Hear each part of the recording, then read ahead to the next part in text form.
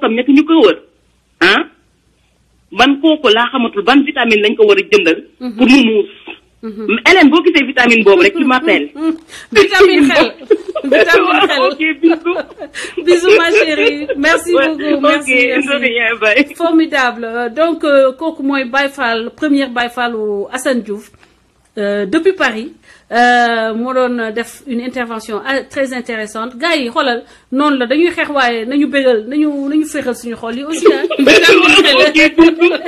bisous allez bye bye ma sœur voilà maa ngi dem ci ligne bi aussi jël appel en absence yi di woow Ousmane Norvège nag Baye Fallu Assane Diouf la Baye Fallu Sénégal ku dëggu moom itam donc ma leen di wax ba tey continuer leen partage moo koy dundal live partage mooy tax mu am porte bi mu war a am Ousmane maa ngi lay woo xam naa ne nekkoo en ligne Philippe Sadio j'aimerais bien woo la nga témoigner au moins ñu am benn témoignage réel man sax am naa expérience bu mel noonu mun naa ci témoigner mais je préfère jox suñu xarit yi suñu sœur yi Ousmane a bëri vitesse.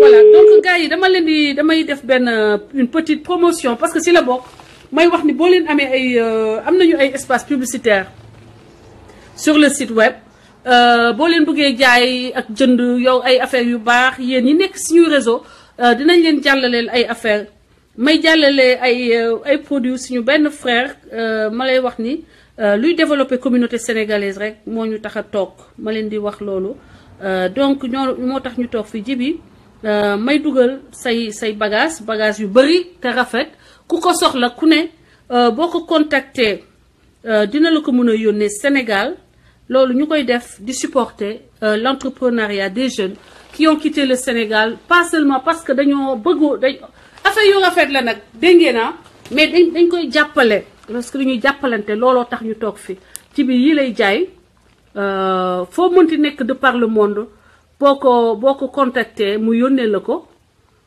la bagage yi maanaam mun ngeen def publicité baa ngi nii dama koy defal gratuitement nag balaa ëllëg ngeen di ma fi fenal comme moom ay kàcc naaféqisme wax nga dëgg naaféqisme mooy dominer Sénégal donc mu ngi noonu dàll gis ngeen dàll yu am maanaa lu waaye commerçant bu nekk Sénégal dinaa leen jox numéro am léegi carax yi am na maanaa silwise na carax yu jekk yu rafet yu clean nickel il a de tout et c'est un combattant pour le Sénégal donc dañuy def promotion bi muy un geste symbolique boo xam ne dañ koo def pas pour suñu poste mais pour jàppale membre communauté bi ñu mën a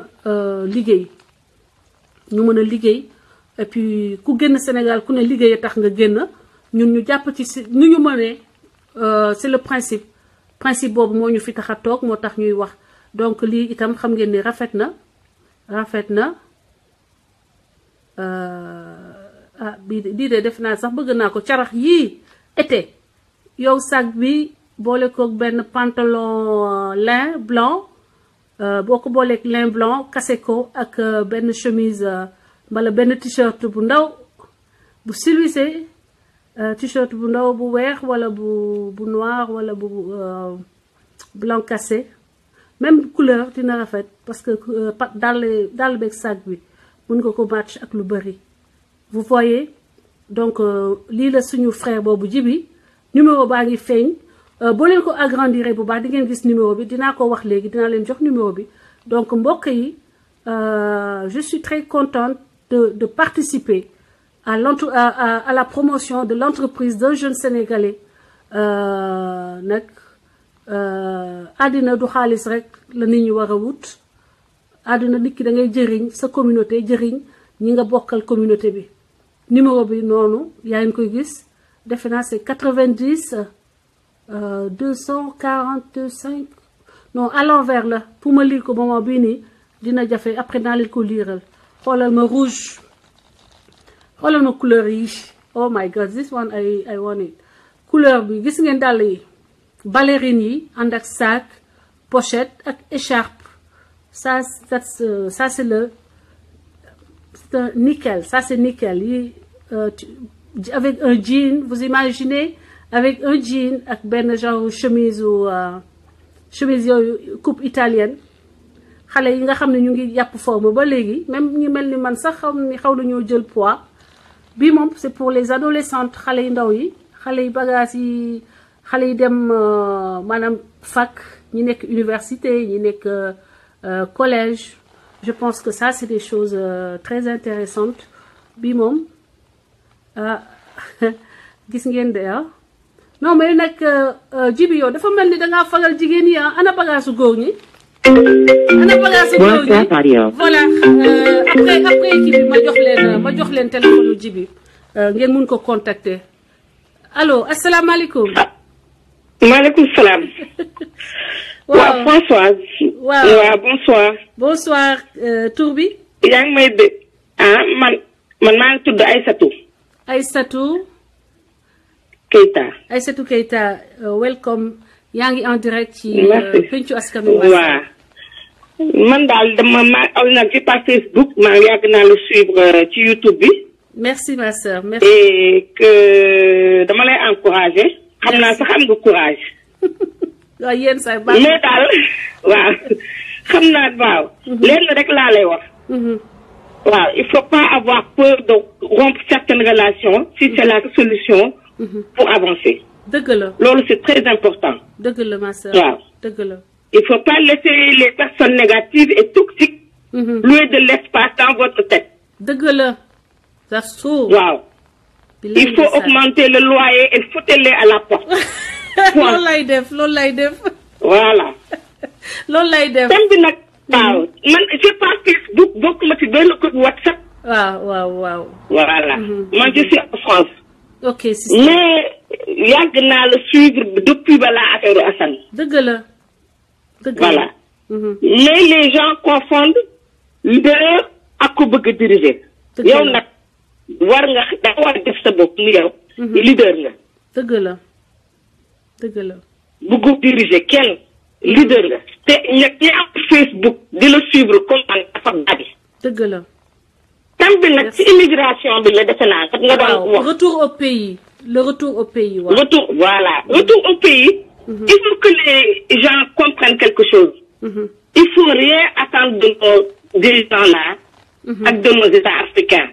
dëgg la. on n'a même pas des États, on a des villages. On est des petits villages dans un monde. Parce que ñun bu ñu jógee dëkk ba on vient les poches vides. Alors que dans les autres communautés asiatiques yi quand ils viennent avec les poches remplies. Ça il faut le dire. dëgg la. Nous on vient avec les poches vides, on commence à zéro. dëkk ba kenn jàppale ñu. Une fois que tu arrives étudiante wala nga ñëw immigré pour ut liggéey. ku nekk dina wax yónnee ma lii une personne. yor 100 familles c'est pas possible. dëgg la that's true. c'est aussi culturel donc c'est aussi culturel. c'est culturel. kenn du la jàppale. ba nekk ku am jom nekk jigéen. di liggéey boo amee ñun yaa ngi cagatu yaa ngi topp góor. booy sëy waa ji teg la bët ba avancé. góor gi di wujjeeg yow. voilà loolu moo fi fekk. wujjeeg yow teg la bët doon. doy na waar de. il faut savoir que les hommes ont échoué. les hommes ils ont échoué. quelque part on peut dire. jigéen ñi laay waxal sax man léegi jigéen ñi laay waxal. dama lay seetaan di dégg. genre madame c'est une femme battante. je la connais pas je connais man ma leen déglu nii rek. dëgg la. voilà. góor yi nga xamante ne sax moom laa ci teg ba ñuy waxal.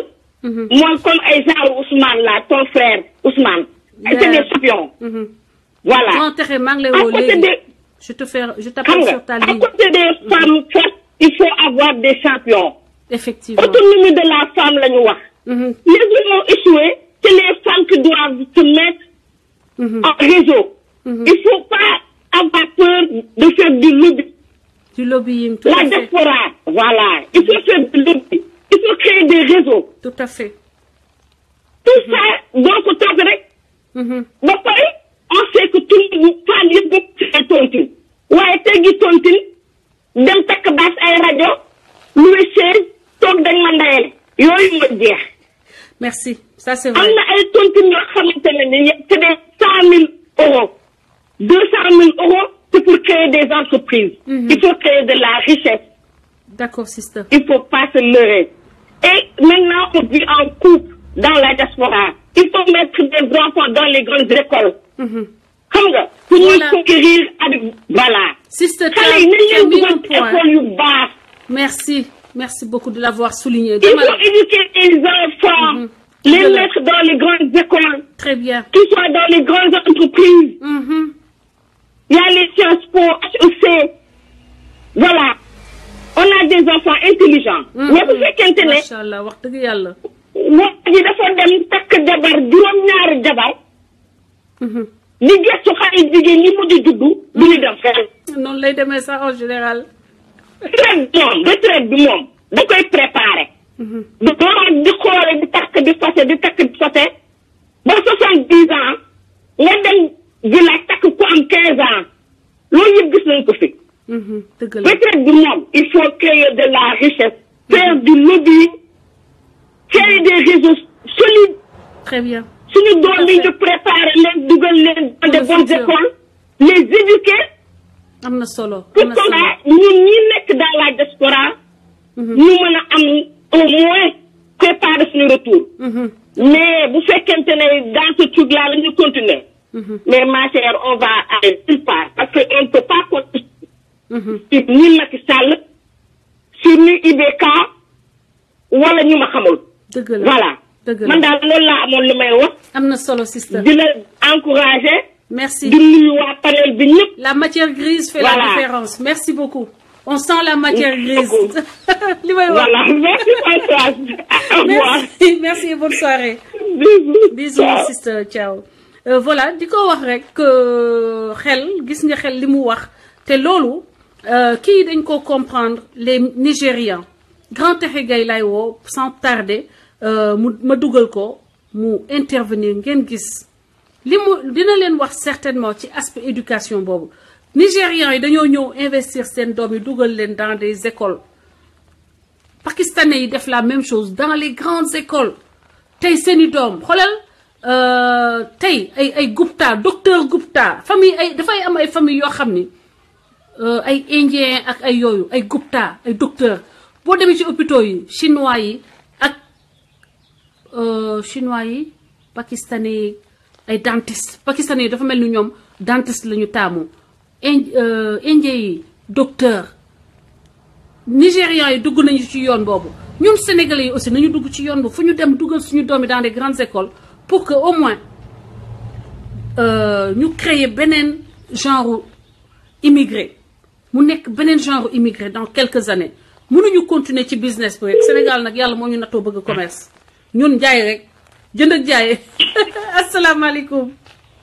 waaleykum salaam. waaw donc suñu grand yegsi na moom laa invité tey moom laa invité yónnee woon naa invitation aussi le ministre Sori Kaba bëggoon mu dugg ci waxtaan bi défendre wàllu état sénégalais parce que comme toujours ni ñu koy waxee ñun duñu bëgg rek mu mel ni dañoo nekk à charge quoi dañuy rek dénigrer dañ leen di jox ñoom possibilité ñu wax seen ñu joxe ñoom seen version des faits Grand Texe yow ngay sama grand di sama di un leader dans la diaspora nga nekk un exemple aussi de leadership dans la diaspora ngay animer ay émission ma xam la depuis ngay def li ñuy def ni combat bi yaa ma ci jiitu nga yor émission bu tudd si la bokk ak émission bu tudd bopp koñ mu nekk émission yoo xam ni yépp da nga koy jagleel diaspora bi ak sénégalais yi pour que luy jëmale démocratie kanam luy jëmale diaspora ci kanam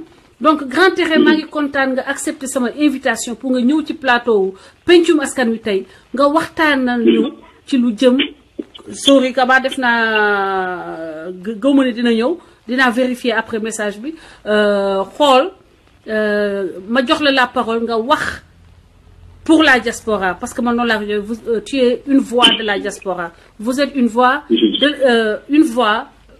de la diaspora maa ngi lay jox donc kaddu bi nga mën a tojal sénégalais yi li diaspora di wax lan la ñuy tudde ñun retour au bercail ak lan la ñuy xaar de la part des autorités ak boo ñu mënee wax aussi lan moo tax souvent ce projet là day daal di am day nekk comme ensemble les ensembles et sous-ensemble day am flèche buy dem aller flèche bi de retour daal di ñëwaat donc loolu flèche retour bi nan la ñuy def ba def croix ci mu bañ a am réciprocité maanaam flèche bi bu demee day daal di toog mu bañ a nekk phase bu am phase retour. dëgg la jërëjëf Françoise maa ngi lay nuyu bu baax a baax di la siyaare di nuyu ñëpp ñi nga xam ne ñoo lay déglu à travers le monde di seetaan yaakaar naa ni bu fekkonte ni bi ñu ñëwee def immigration ba léegi amoon nañu ñu taxaw comme yow surtout jigéen ñi kon doon nañu passé ci circonstances yi ñu nekk wante yàlla baax na je crois que le combat est engagé te gis naa ni jigéen ñu bëri actuellement ñi ngi commencé di taxaw nag tout à fait pour que ñu mën a changer notre situation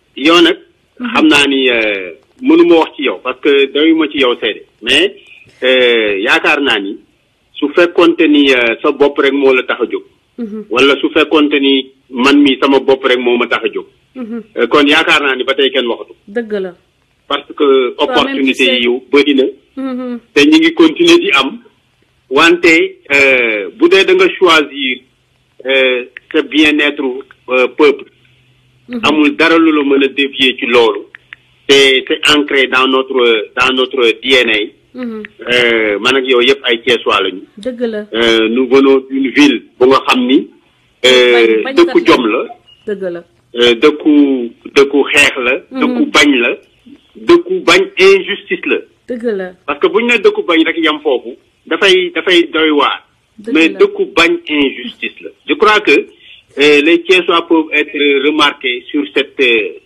ci loolu quoi moo tax yaakaar naa ni képp ku ma gis rek nga mel am valeur yu ni mel pour man damay jàpp ni Thiessois parce que nag c'est une ville ouvrière et intellectuelle te nit ñëpp xamante nañu foofu ce n'est pas pour rien que bërki Dembo Ndiaye rek ngeen di dégg ku mel na Thierno Alassane Tall di wax ni il faut amener la République des valeurs dëgg la dëgg la li indi nag suñu waxtaan tey mooy di nga xam ni moo ñu concerné maanaam ñun ay immigré la dañoo génn Sénégal dem wuti wante li ñu génn Sénégal dem wuti li ma remarqué ci immigration mooy ñun en tout cas fii ma nekk ci États-Unis Sénégalais yi rek laa gis ñu am dans leur mentalité bu ñu tegee seen wëlis ci biir dëkk bi rek li ñuy njëkk xalaat mooy kañ la ñuy ñibbi dañoo bëgg a ñibbi donc il y a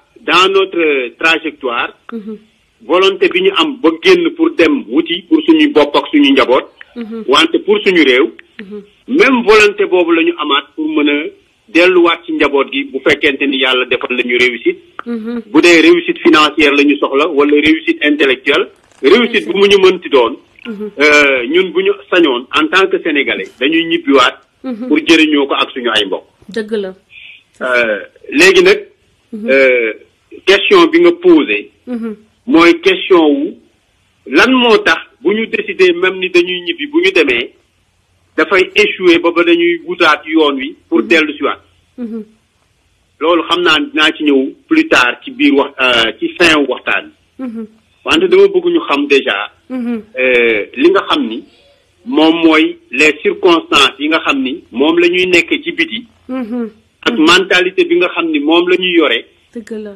ak ñi nga xam ni ñoom ñoo nekk suñu ay gouvernants naka lañ ñuy taxawoo ci loolu xam nga nag ñun sénégalais te yàlla moo def pendant plus de 20 ans maa ngi dëkk fii États-Unis li ma remarqué ci sama bopp sax laa koy commencé ak ñeneen ñi nga xam ne ñoo ma wër mooy nous n'avons pas une mentalité d'entrepreneur à proprement parler mais nous avons une mentalité d'entrepreneur consommateur mooy lan mooy dinañ wut yàlla dimbali ñu xam nañu naka la ñuy wute wante suñu amee ba pare mu bëri ak mu néew li ñuy njëkk a xënte mooy investir ko ci lu nga xam ni du mën a produire dara ëllëg wala boog li muy produire danay yéexaay bu nga xam ni du ñu mën a assurer une continuité ci li nga xam ni moom la ñu am bi maanaam su ma liggéeyee ci at mi ba mën a denc 10 millions 15 millions ba 20 millions li may njëkk a xalaat mooy naa tabax kër bu ma tabaxee kër naa fa yóbbu sama waa kër wala naa fa yóbbu sama soxna dëgg la bu ma demee vacances li ma ciy teg mooy naa takk beneen xale bu ndaw ma yóbbu ko ci kër gi donc pratiquement boo ko xoolee c'est tellement li ngay gën a def mooy da ngay produire ci sa ñaq mën a def ay économie wante boo dee investir da ngay investir ci lu nga xam ni du la jural dara yow mi nekk fii sax tu vis dans des conditions quelquefois un peu difficiles et même très difficiles wante ñi nekk ci réew ñoom di nga leen jox des conditions adéquates alors loolu c'est un circuit bu nga xam ni ça relève d'une culture et d'une mentalité bu nga xam ni bu ma ko comparé ak yeneen nationalités yi dafay différent ci niveau bi mooy que nationalité yi ma fi gis ñu nga xam ni ñoom ñoo yore dañuy ñëw boo leen àndee yéen ñaar 10 ans ñoom ñu bàyyi la fi nga nekk ci li ngeen nekkoon yéen ñaar ñoom ñu am seen entreprise di dem nationalité yooyu dañoo am mentalité wu di investir ci secteur yi nekk fii ñu dëkk te bu ñu ci investiree dina leen mën a jural un capital bu nga xam ne day prospérer chaque jour di continuer wante man nii nga xam ne maa ngi ñoom ñoo nekkoon man li ma def mooy bi ma amee li ma denc dama ko dem investir Sénégal tabaxee ko kër dëgg la wala ma jëndale ko sama waa kër oto c'est vrai wala ma yóbboo ko ay nit màgg wala ma ngéntee ko wala ma takkal fa nit ay jabar et cetera donc loolu yi tamit c'est une responsabilité individuelle qu'il faut regarder et il faut regarder ça froidement parce que ñun la ñun ñii la alors maintenant loolu terewul mën naa gis beneen aspect bi nga xam ni am na ñu nga xam ni ay sénégalais lañu denc nañu seen xaalis liggéey nañu ba am loo xam ni mën nañu ko yóbbu nee nañu pour investir ko Sénégal mais bu ñu jógee fii di dem bu ñu demee ba ca réew ma dinañ am ay difficultés yu nga xam ni wax fa dëgg fa yàlla la ñu yotoon a yóbbu mbokk yi dinañ ko lekk bu ñu ko defee ci benn business ba du dox parce que simplement yaruñu woon seen bopp ci lan mooy doon les conditions et la mentalité d'un entrepreneur ba bu ñu demee quel que soit gàllankoor ya fay nekk parce que entrepreneuriat bu leen woote bu leen ko fàtte Grand Tékhé bu leen woote Grand Tékhé baal ma wax suñu public bi bu leen woote déglu leen Grand Tékhé daf ñuy defal exposant mooy suñu invité da ngeen di bàyyi mu wax bu paree wax bi nag après ma door a dugal ñeneen ñu bëgg a contribuer wala ñu bëgg a poser question bu dee am na ay questions yoo leen ko poser après dinaa ko rappeler pour que mu tontu ci question yooyu noonu lañ koy doxalee si ñu déggante Grand Tékhé maa ngi lay donc entrepreneuriat mentalité la c'est un maanaam environnement ba nga fay fekk yow yaay fexe nga xam environnement bi lan la nga domte ko nga xool yan circonstance nga am ak yan circonstance nga fi fekk nga fexe ba li ngay def mën a jur amul benn environnement en entrepreneuriat ngeen jàpp ko bu baax amul benn environnement bu nga xam ni lépp dina favorable wala lépp dina défavorable yow yaa ko war a étudier correctement yow yaa war a maîtriser les conditions yow yaay mën a lan mooy sa objectif yow yaa mën a xam lan moo sa ay moyens lan nga soxla ak li nga soxla fan nga koy jëlee ak naka nga koy defee il faudra que nous qu'on soit clair par rapport à ça parce que lu ci gën a bëri dañuy jiiñ gouvernement alors que balaa ngay joxoñ kenn yow da nga war a xool sa bopp joxoñ sa bopp laaj sa bopp question yi nga war a laaj sa bopp ba pare door a seet lan la keneen ki waroon a def te def ko maanaam lan la nguur waroon a def te def ko léegi nag man li ma xam te yaakaar ni xëy na loolu mooy problème li ma yaakaar ni mooy problème yi mooy d'abord su fekkente ni dañoo immigré pendant 20 ans 15 ans 10 ans yàlla def ñu de am as tuut dama yaakaar ni condition yi nga xam ni moo nekk ci réew ma bu fekkoonte ni changé nañ ko xëy na dina yomb nga dem implanter sa entreprise wante dama gis ni ñi nga xam ne ñoo nekk par exemple États-Unis xaw ma Europe parce que mosuma fa teg suma tànk États-Unis laa xam dama jàpp ni ñi ma fa gis ñu nekk ay entrepreneur fii lu fi gën a tuuti ci investissement boo mën a def supposons nga bëgg a ubbi restaurant wala quoi que ce soit parce que man mii def naa fi yooyu lu mu tuuti c'est un minimum de 100 000 à 150 000 dollars pour nga mën a am restaurant bu ndaw boobu waaw loolu ñu ci gën a bëri ñun suñu ko dencee wala ñu am ko wala ñu leb ko niñ ciy njëkk a def mooy yóbbu ko Sénégal alors que investiroon ko fii mu jur di jur di nga mën a am suffisamment de capital bu ëllëgee yow booy dem doo xaar kenn di la dimbali ci dara par rapport ak capital investissement bi nga war a def bu fekkee même da nga war a dem defi un investissement agraire wala avicole wala lu mu mënti doon et cetera ma jàpp ni pour un premier exemple mën nañoo reprocher état bi par exemple lii may leen ko liñ ko mën a reprocher mooy gis ngeen ni ay kër li muy wax am na solo lii comme université la nee naa pencum askan wi du kii sax université la kii ñu leen indil tey dégg ngeen lu mu leen di wax mu nekk wax yoo xam ni am na solo déglu leen ko bu baax pour que même erreur yi ñenn ñi def nañu erreur yi ñu jàng de ces erreurs mu leen di defal une analyse boo xam ni dina dimbale ñenn ñu bëri ci ñun ñu def ba ñu bañ a def yenn erreur yi bu ñu bëggee dellu Sénégal yóbbaale xaalis ne dañuy dañuy yóbbu xaalis bi mbala bu ñuy investir fii aussi war nañu xoolaat anam yi ñuy investir am na yeneen anam yoo xam ne sa grand terrain dina ci dikk peut-être ay banques yu ñu proposé ay banques dinaa ci ñëw léegi voilà mën nañu gis ni kon état bi te loolu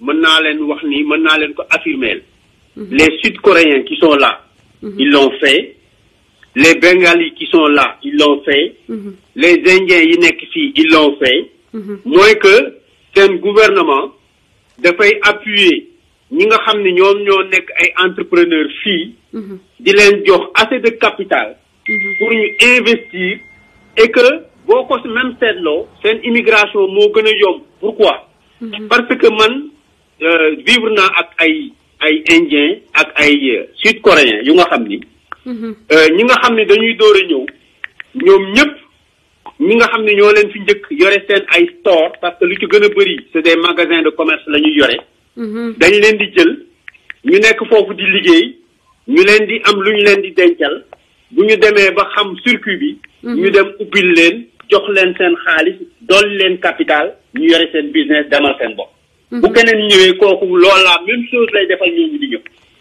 c'est une chaîne donc bu nga xam ni installé nañ leen ko une chaîne bu leen di permettre seen ay immigré dinañ nekk ci benn secteur dominé ko am fa exclusivité parce que simplement seen gouvernement da leen jàppale loolu moo xew dans l'industrie du taxi parce que taxi bi kenn mënu ma ko jàngal xam naa ko def naa ci ay at médaillon yi nga xam ne dañ ko doon jënd te médaillon demoon bay jar $1 million ñun bi ñuy door a tàmbali ñoom seen gouvernement da leen doon jàppale ñuy jënd benn ñaar ba ñett di am seen médaillon yu nga xam ni da leen di rapporter te seen gouvernement moo leen di jàppale la même chose laa doon def ak ñoom fu mu nekk dañoo dem ba yore entreprise bu ngand yore seen oto yu bëri di def transport man mënuma am benn oto wala ñaari oto parce que kenn jàppalewu ma te li may am aku si ñëw dama koy bokk ak sama njaboot ak Sénégal donc man mënuma investir am ak Sénégal voilà une première chose la deuxième chose mooy dafa laaj bu fekkente ni dañoo nekk ci biti ñuy profité ci fi ñu nekk système ba fa nekk naka lay doxe xam nga boo bëggee nekk entrepreneur États-Unis soxlawul ngay dem fenn ressources yi fi nekk mën nañ laa jàngal du début à la fin ak ba na ngay utee xaalis ak ba naka ngay installer sa entreprise mën nañ la ko jàngal te doo ci fay dara dëgg la gratuitement donc loolu lu am solo la yi tamit nit ci bàyyi ci xel parce que mënoo xëy rek ni da nga bëgg nekk entrepreneur da nga war a jàng da nga war a xam lan mooy les méthodes de gestion. D'abord naka ngay planer. naka ngay planifier. naka ngay installer. boo installer naka ngay gérer. booy gérer naka ngay def loolu da nga ko war a xam te loolu fii États-Unis xaw ma feneen de. mais fii muy état bi. muy conseil municipal bi. muy quartier bi fu mu mën ci doon. ressources yaa nga fa ay experts yoo xam ni mën nañ laa téye. ba ngay àgg ba ngay defar sa entreprise pour nga mën a jëriñ. te doo ci fay benn dërëm. soo bëggee xaalis sax ñoom ñoo lay naviguer ci système financier yi. ba nga jot sa financement. te doo ci fay dërëm. donc loolu yi tamit mën nañ ci bàyyi xel. wante dafa am lu nga xam ne moom laay terminer parce que dina am certainement ñu nga xam ne xëy na dinañ laaj. gis nga bi ma fi nekkee léegi. dafa am lu nga xam ne dama ko seetlu. mooy que su fekkente ni bëgg nañu résoudre les problèmes. dañoo war a concentrer suñuy effort fii ñu nekk. bañ ko concentrer ci li état bi di def ak li état bi dul def. te li ma waxoon rek mooy que. ñaari yëf rek moo mën a nekk. ñu jël suñu bopp en charge. te bu ñu jëlee suñu bopp en charge mën nañu li ma doon wax nii léegi. ñu jàppale ci kenn ku ci nekk jàppale ci suñu bopp ba nga xam ni. dinañu obliger état. li ñu bëgg mu def ko te du ci mën dara. loolu mooy lan. xam ngeen ni bi ñuy dem ci campagne électorale. man waa PDS dañ ma ñëw jël si pour ma nekk seen directeur de campagne candidat. bi ñu defee loolu ma ni leen léegi nañ leen waxtaan parce que candidat buy dem di toogal askan wi ci assemblée nationale dafa war a am lu ñu tuddee agenda. ma ni leen agenda nag mooy boo demee toog lan ngay def ci assemblée nationale bi. ba nga xam ni askan wi nga toogal ñoom dinañu am njëriñ ci toogaay bi nga leen di toogal foofu parce que da nga leen war a xeexal ci wàllu législation da nga leen war a xeexal ci wàllu contrôle des ressources et contrôle du gouvernement.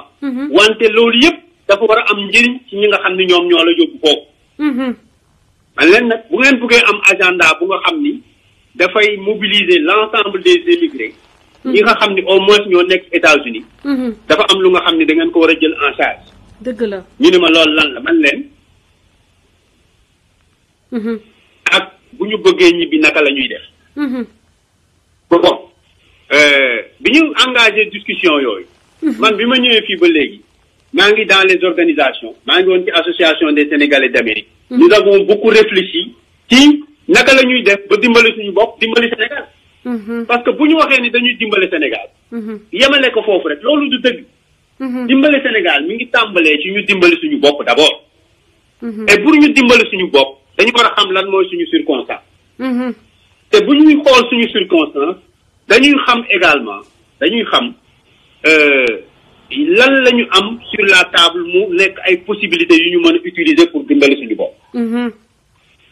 mani bu ñu jëlee rek li nga xam ne ñun moom la ñuy dund bi ñu fi ñëwee ba léegi.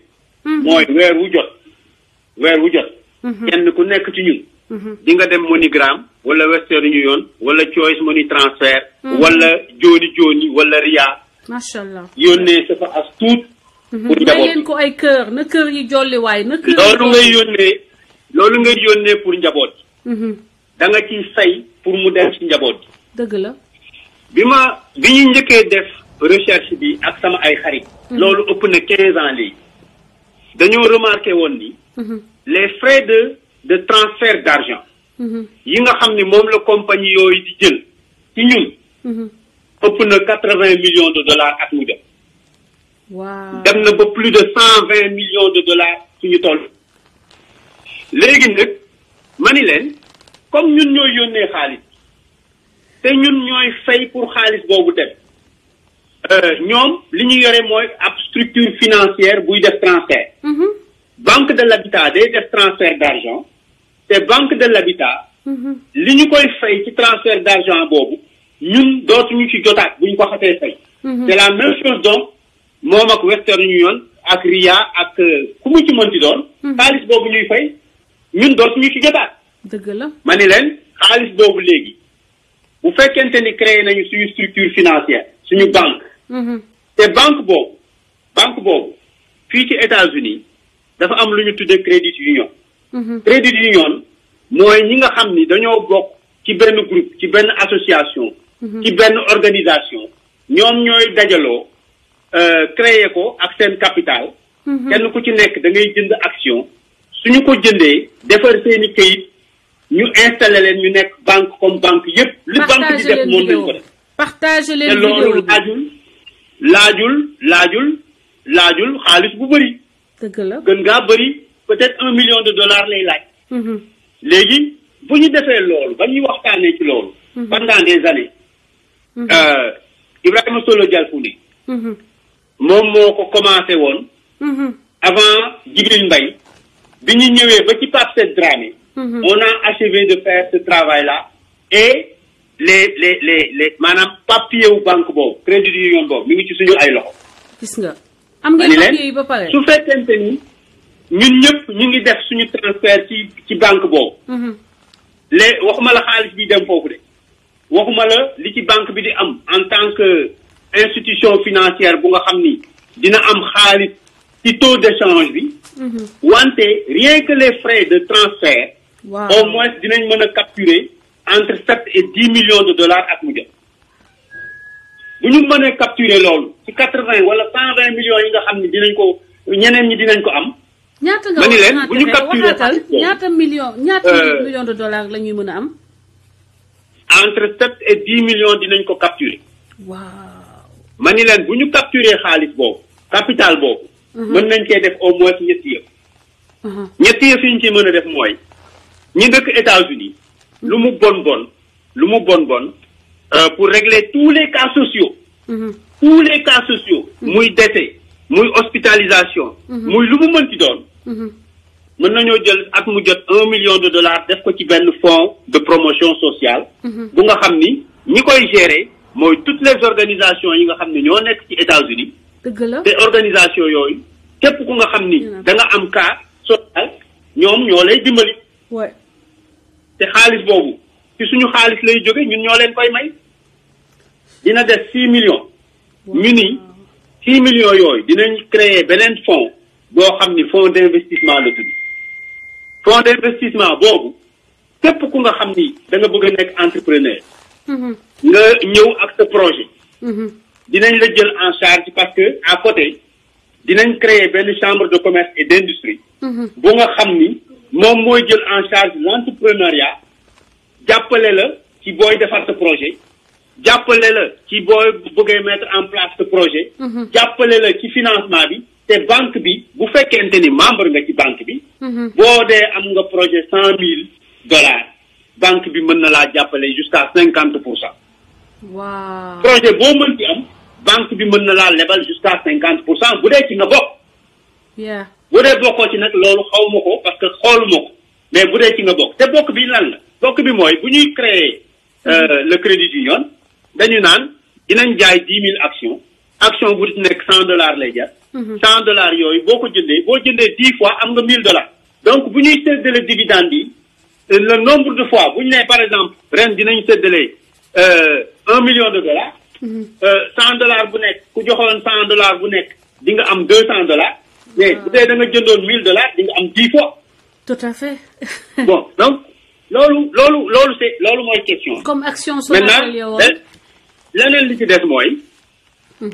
dafa am lu nga xam ne état mën na ko tamit. loolu foofu dama ni mën nañ ko defar suñu bopp. bu dee gëm nañu ko. bu dee tamit bëgg nañu état dugal ci loxoom foofu la ñuy soxlaa état parce que lii moo ci nekk. li ci nekk lii la mooy que ñun ñi nekk fii ci biti. en général ñu ci gën a bëri ci ñun. duñu am retraite. pour 2 raisons. la première raison. mooy que ñu ci gën a bëri. duñu am légalement benn statut bu leen di permettre bu ñu amee 65 ans. ñu dem retraite demander seen social sécurité. mais yow mën nga créer sa retraite à partir de cette institution là. mën nga boo jëndee par exemple. lan action yi di jural annuellement. nga am ci sa retraite. mën nañoo waxtaan ak état wax ko ni ko ñun ñi nga xam ne ay membre lañu. mën nañu am jonction ak IPRES. bu ñu amee jonction ak IPRES. mu wax ñu ñaata la ñuy joxe weer wu jot pour suñu ay mandat ak pour suñu ay membres. am na solo ñaata la ñuy joxe pour que bu ñu amee retraite à 60 ans wala 65 ans. ñu wax ñu ñaata la ñuy fay suñu membres yooyu weer wu jot wala trimestre bu jot. loolu ay négociation la ak état. ay négociation la ak état. pour la chambre de commerce également li ci état bi mën a def yéen ñëpp xam ngeen ni chambre consulaire yi ce sont des chambres reconnues par la convention de Vienne. te bu fekkente ni loolu la dafa war a am statut diplomatique. ci statut diplomatique boobu état bi mën na ci intervenir. loolu dafay gën a yombal ay négociations ak l'état américain. dafay gën a yombal notre action avec l'état américain. dafay gën a yombal tout projet de transfert boo xam ne dañ ko bëgg a def sur le Sénégal sur l'agriculture sur l'industrie sur tous les services. daf koy gën a yombal parce que nous sommes une chambre de commerce et en tant que tel état wu Sénégal mën na taxawaayu joxe le statut diplomatique de cette chambre de commerce là. bien que chambre de commerce boobu nee naa pays bi existé na ñu ngi li may wax ni yëpp muy banque bi ñu tuddee ko crédit union. muy chambre de commerce bi. crédit yooyu yëpp légalement c'est constitué mi ngi ci loxo ancien président des Sénégalais d'Amérique muy Pape Dramé. et donc voilà ce qu'on avait décidé de faire. loolu nag pour conclure là-dessus mooy lii rek. nous avons des problèmes en tant que pays. mais nos problèmes en tant que pays mi ngi jógee ci nos problèmes en tant que Sénégalais tout court. gis nga ñun ni ñu mel. noonu la suñu gouvernement mel bu ñu nax suñu bopp. dëgg la li nekk ci ñun ci jikko ju bon. moo nekk ci suñu gouvernement ci jikko ju bon. ñun mën nañoo fen ngeen baal ma ak ñi ma ko war a wax. mën nañoo jaxase ngeen baal ma ak ñi ma ko war a wax. naa fekk nañu ngeen baal ma ak ñi ma ko war a wax. jubuñu ci dara ngeen baal ma ak ñi ma ko war a wax. loolu nag il faudrait qu'on change. bu ñu bëggee changer ñun ci suñu bopp nañu changer d'abord suñu attitude parce que bu ñu changer suñu attitude rek mooy dootuñu nangoot keneen di ñu def li nga xam ne ñun bëgguñu ko. mais tant que ñi ngi tolérant ci jikko yu mel noonu. mais bu dee ñi ngi tolérant ci jikko yu mel noonu loolu dafay nekk le reflet de ce que nous sommes en tant que peuple. et dafay refléter wu dans ce qui nous gouverne. et ce qui nous gouverne dañuy am aisance même di ñu def li ñuy def tant que ñun ñu mën a am doole réagir. merci je pense que donc Hélène. effectivement loolu laa bëggoon wax xaw ma ndegam bi ma la.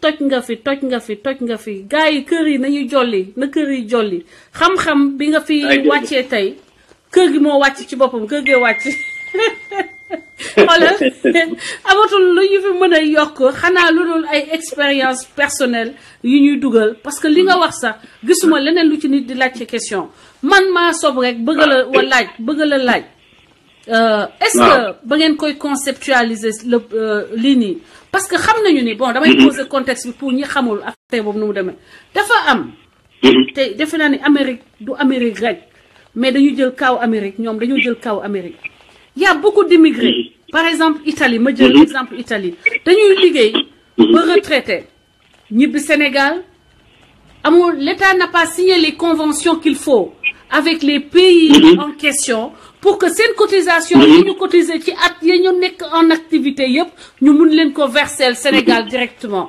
am na si ñoo xam ne dañuy obligé di def ay aller-retour di xam nga c'est des choses yoo xam ni et y a une immense perte par exemple le cas bi nga xam ni moom la Grand Téré exposé mu nekk kaawu Amérique am na ñoo xam ni maanaam seen xaalis day des ci loxo américain yi c'est une manne financière pour l'État sénégalais alors pourquoi ne pas travailler ministère ñi nga xam ne ay ñoom Sori Kaba ay ñeneen yi nga xam ne ñoom la ñu dénk mbiru immigré yi lu tax doo leen wut ay convention maintenant que vous avez du gaz vous avez du pétrole vous avez des zircons tout le monde le veut ngeen def ay convention xaalis boobu sénégalais yi mën ko récupérer dugal ko biir Sénégal dugal ko biir économie sénégalaise mu am lu mu njëriñ askan wi am lu mu njëriñ économie Sénégal mais da ngeen di toog di xandoo rek dugg ci conférence yi xandoo rek au lieu que ngeen liggéey te ña leen mën a jàppale ngeen liggéey ñu ngi sur le terrain Grand Téré Gueye vous l'entendez parler depuis des années vous n'allez jamais l'interpeller parce que vous savez que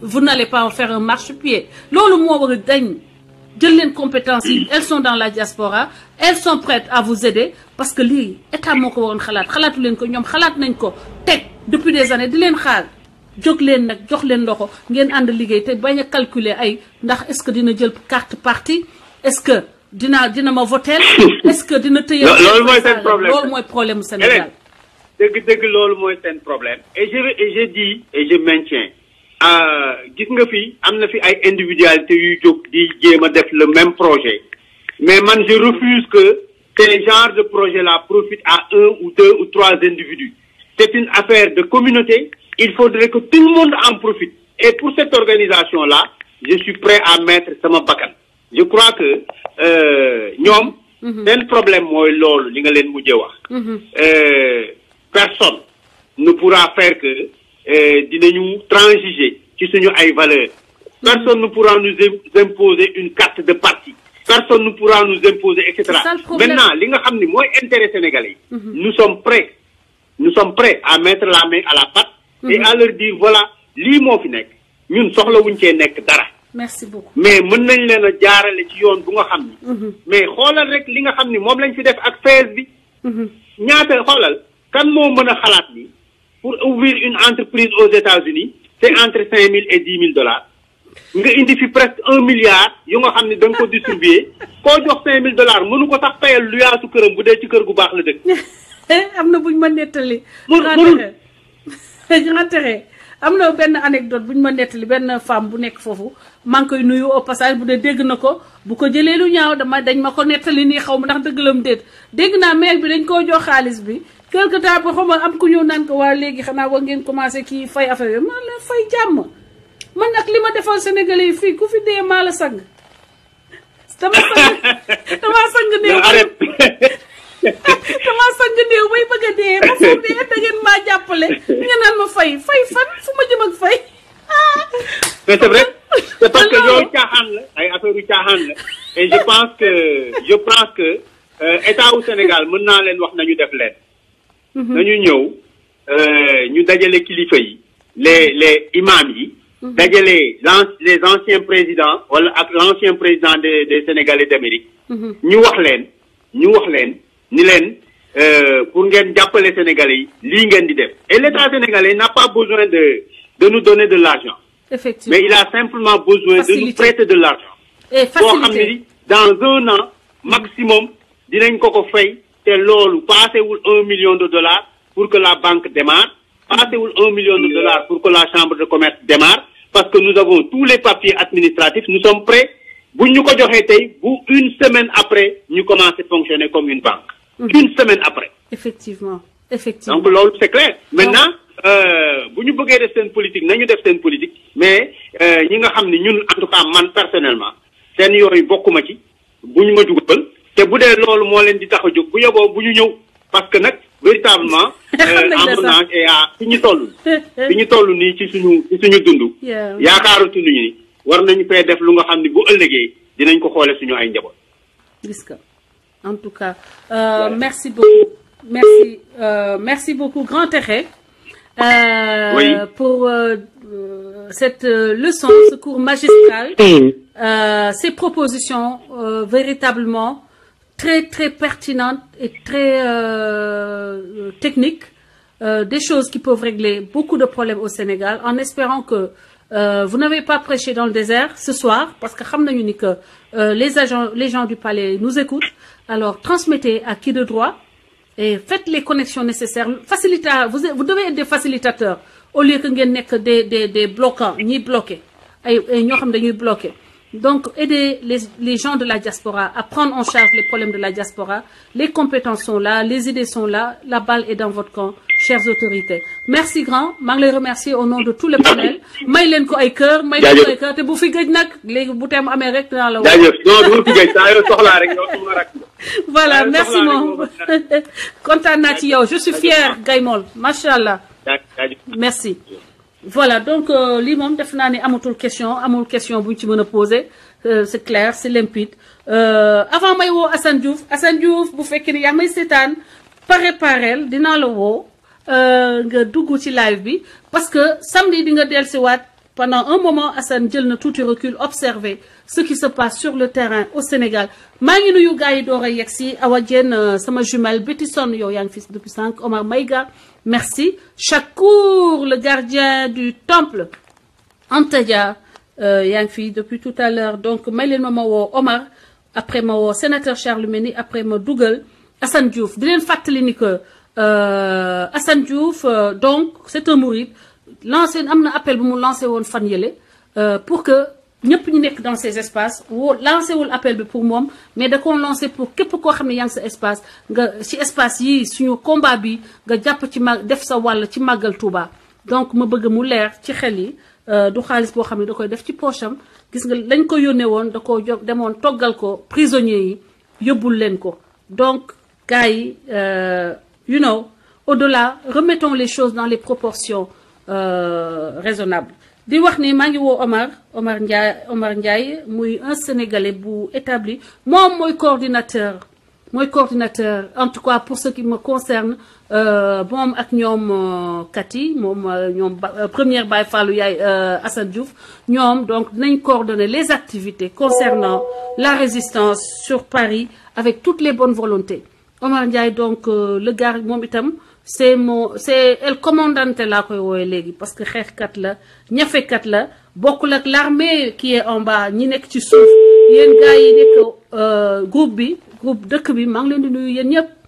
di nuyu Chakour di nuyu tous ceux qui sont dans les réseaux tous ceux qui sont sincères tous ceux qui travaillent ñi nga xam ne yëpp solo ñu masque di avancer ma leen di wax nag man Françoise Hélène Gaye yàlla daf ma defal loo xam ni ku yor masque doo yàgg ak man ku yor masque te duma def dara yow sa masque mooy daanu da ngay jàkkaarloog man dem ba fa sa xel dalee fa la masque bi di daanoo Omar el commandante salaamaaleykum waaleykum salaam nu mu demee yaa Hélène maa ngi lay ziar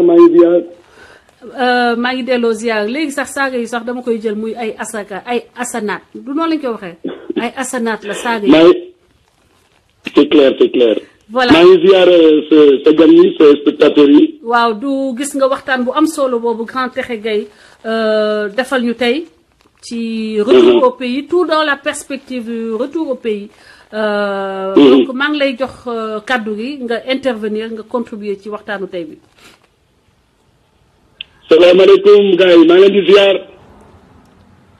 ana waa Sénégal rek maa ngi leen di bëggee. ñëpp a la ngay bëggee ñëpp a ngi lay bëggee commandant. Hélène Sénégalais. dëgg la.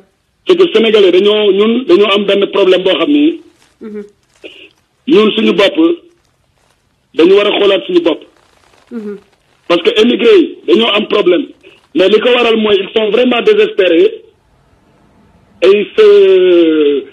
ils se donnent des coups bas là di def ay affaires yoo xam ne vraiment c'est dégueulasse.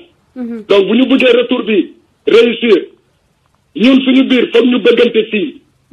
parce que di def yenn sewaan yi. dëgg la di saltel combat Assane Diouf bi dañ ko war a bàyyi. dëgg la parce que Assane li mu def vraiment dañ ko ci war a gërëm remercier ko ci. jàppale ko ci ndax combat bi mun a réussir.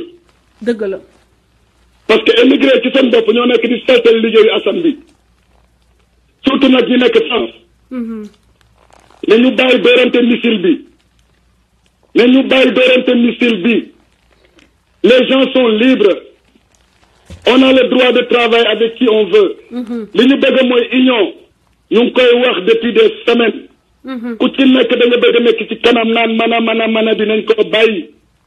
nañu bàyyi mana bi. seen désespoir bi ngeen nekk nii nag boo leen bëggee solution am foog ngeen booloo sama gars yi foog ngeen booloo bàyyi di yàq der ay kii di wax ak Hélène ay kii di wax ak Massamba Ndiaye mais loolu fu ñu ko teg du ma tudd tur nag mais ñi may waxal xam nañ seen bopp bu baax. Omar Ndiaye de wax dëgg yàlla may wax te yàlla tax waxul ci man lu dul àndal leen doon benn musuma sax di waxtaan ak moom ci ay yeneen détails comme Assane Diouf dina ko témoigner un jour que man du ma ko woo di yóbbu du dem du ma woo Assane di yóbbu du ma woo kenn di wax. bés bu Assane bàyyi combat bi ma rëcceeku ci bagage yi ñun Assane ñu yëngeel te yow yaa tax yaa ñu woon Assane yaa fi toog di def ay bagage ba ñun ñu jege si. ñoo bokk ci liggéey bi. liggéey bi daal yaatu sama gars yi nañ leen bàyyi. ku ci xam Assane ku ne Matam ku ci xam Assane ku am ne na yoo xam ne vraiment dafa ñaaw entre ñun li nekk man daal maa jom na man live réseau bi tey dama bëggoon a xorom nag tey te dama ne woon damay xorom bul xorom dégg nga bàyyil noonu yàlla day atte yàlla moo gën loo dama gis bëggoon a xorom tey atte yàlla moo gën boo gis si mon frère continuer sa xeex ak pouvoir yooyu di jéem a wut laa comme ni ko Assane di waxee ay martaat bàyyi leen martaat bi di jël audio di dugal télé di ma jaxase waa kër ay fen la di jaxase résistance mais groupe yi xam nañu li xew Assane dafa liggéey Assane daal liggéey bu leen saltel liggéeyam ngir yàlla yonente bi Assane il a beaucoup donné il a ku respecté Assane di nga fàtte sa bopp tuuti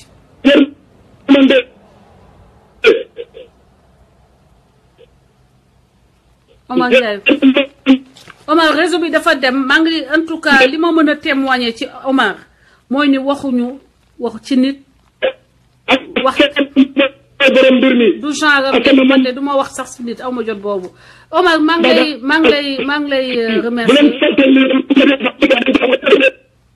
parce que kii bi dem na réseau bi moo dem. xam nga tamit prochaine fois dama leen di xorom. waaw bu leen topp nag. dégg nga prochaine fois damay xorom nag. bu leen sama topp gars yi nekk leen. nañu continuer liggéey bi liggéey baa ngi avancé ndànk-ndànk mais sûrement. Sénégalais nit la.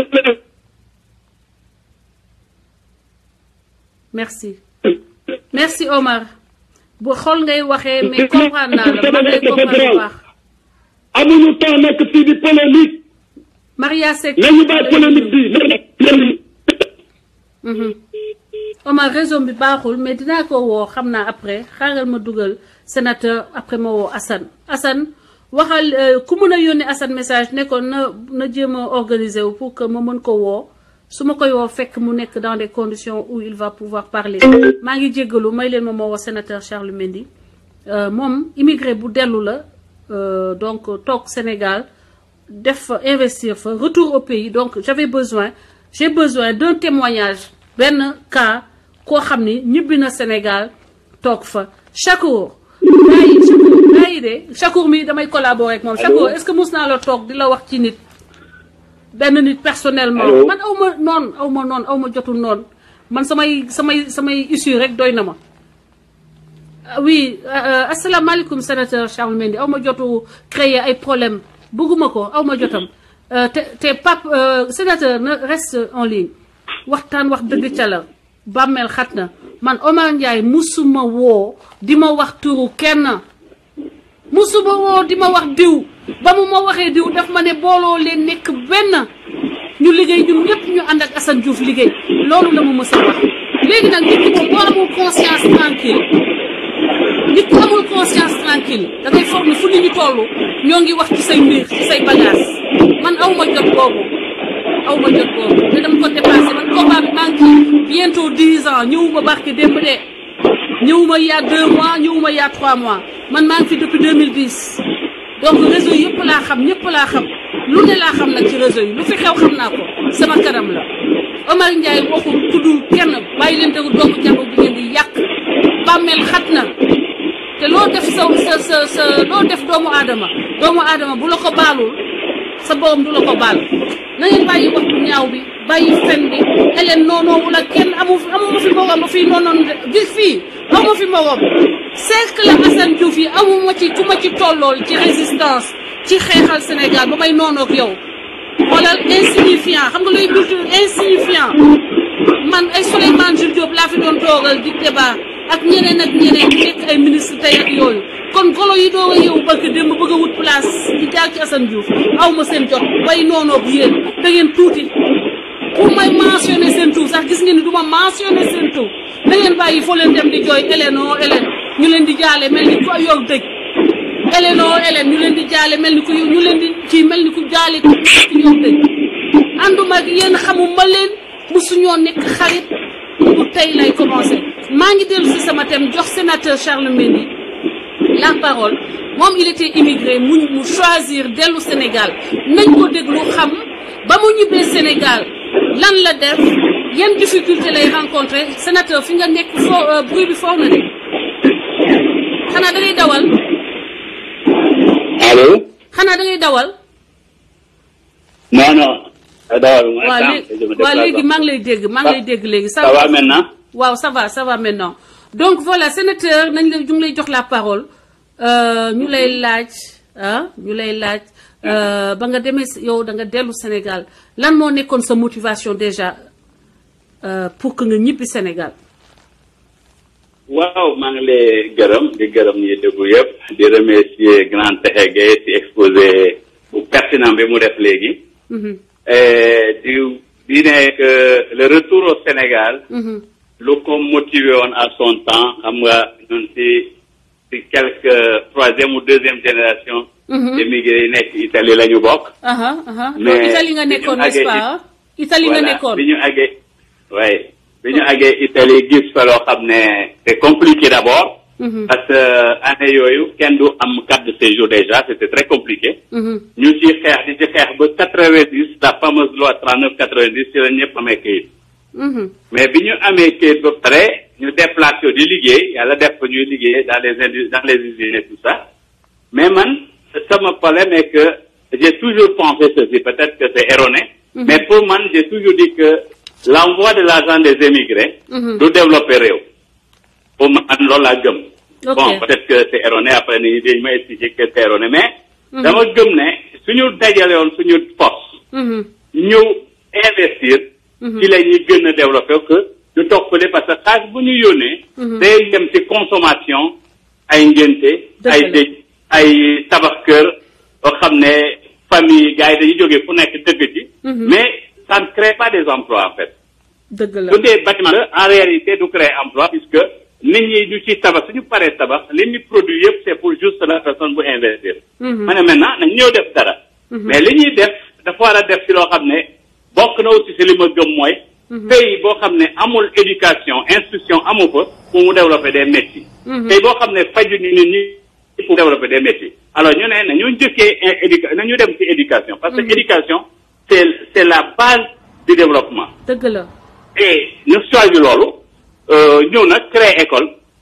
créer ko choisir aussi benn volet bi mooy le volet social c'est-à-dire nga ñëw créer école mais doo ko créer dans des quartiers IP de Dakar da nga ko créer en banlieue pour dire que doomu Sénégal yëpp ñoo war a yem ci xam-xam. dañ leen war a former ñoom ñëpp y a pas de raison. dañuy am xaalis nekk ci école privée yu baax yi ñi amul xaalis des ci banlieue bi te lumpal bi duñu jàng duñu am ay écoles yu baax. ma ne maintenant mes écoles je vais les concentrer en banlieue. su ko defee ñu permettre à ñëpp ñu jàng ba jaaykat caas bi keneen ki ak ki am xaalis ak amul xaalis yëpp. ñu trouver des mécanismes permettant à tout le monde d'aller à l'école. dëgg la. par des tarifs sociaux par des solidarités par ceci par cela bon.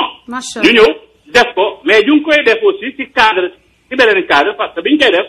dafa fekkoon état du Sénégal à son temps du temps du PS ñu ne émigré yu dellu si day am encadrement fii day am encadrement fii dañ lay jox soutien fële loolu laa bëgg a fàttali émigré. c'est-à-dire ku bëgg a Abdou Diouf la woon c'était du temps de Abdou Diouf right. Oui, c'est du temps d'Abdou Diouf. Boobu temps Matar Sy Diallo moo nekkoon sax ministre sénégalais de l'extérieur. Il y avait un fameux bureau appelé BAO c'est tout ça mais liñ lay wax yëpp li lay wax suñ la fekkee Rome wala Milan wala New York wala feneen liñ la fi wax yëpp soo fi ñëwee doo ci gis tous c'est-à-dire bu kenn yaakaar ne état bi dina mun a tax soo dellu see mu encadré jox la li jox la lële c'est archi faux en tout cas ñun bi ñu ñëwee rek gisuñu loolu on était 6 à revenir les 5 sont retournés après 1 an ou 2. parce que lan lañ leen promettroon qu'est-ce qu'on vous avait promis. mais dañuy promettre encadrement ñu promettre soutien.